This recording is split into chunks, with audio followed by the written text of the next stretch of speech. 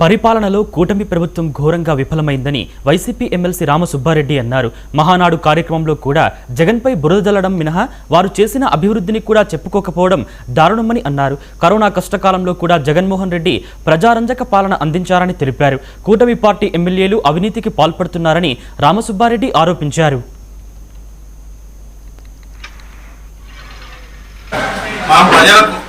ప్రతిపక్షంలో ఉన్నప్పుడు పోరాటాలు చేయడం, అధికారంలో ఉన్నప్పుడు ఏం చేసినాము, ఇచ్చిన మాట నిలబెట్టుకున్నామా, ప్రజలకు ఒక మంచి పరిపాలన అందిస్తున్నామా లేదా మనం చేసేది చెప్తారు ఎక్కడైనా కూడా.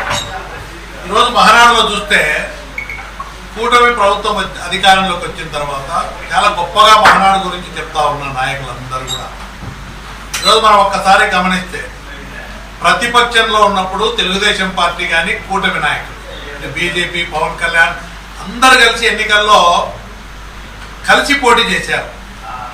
జగన్మోహన్ రెడ్డి గారి ముఖ్యమంత్రిగా ఉంటూ ఆయన గతంలో ఎన్నికల ముందు ఇచ్చినటువంటి మేనిఫెస్టో ఏదైతే ఉందో నవరత్నాలు, అమ్మఒడి కానీ, రైతు భరోసా కానీ, అదేవిధంగా ఆసరా డాక్రా గ్రూపులకు రుణమాఫీ చేసేది కానీ, అదేవిధంగా మహిళలకు 0 వడ్డీ కానీ, ఈరోజు అమ్మఒడి కార్యక్రమం కానీ, అదేవిధంగా వసతి దీవెన కార్యక్రమం కానీ, ఫీజు రియంబర్స్మెంట్ కానీ, ఆరోగ్యశ్రీ గతంలో మహానేత రాజశేఖర రెడ్డి గారు తెచ్చినటువంటి పథకాలు ఏవైతే ఉన్నాయో చిరస్థాయిగా రాజశేఖర రెడ్డి గారిని ప్రజల హృదయాల్లో నిలబడ్డాడంటే ఆయన అందించిన ఒక మంచి పరిపాలన అందించినాడు. కాబట్టి ఈరోజు కూడా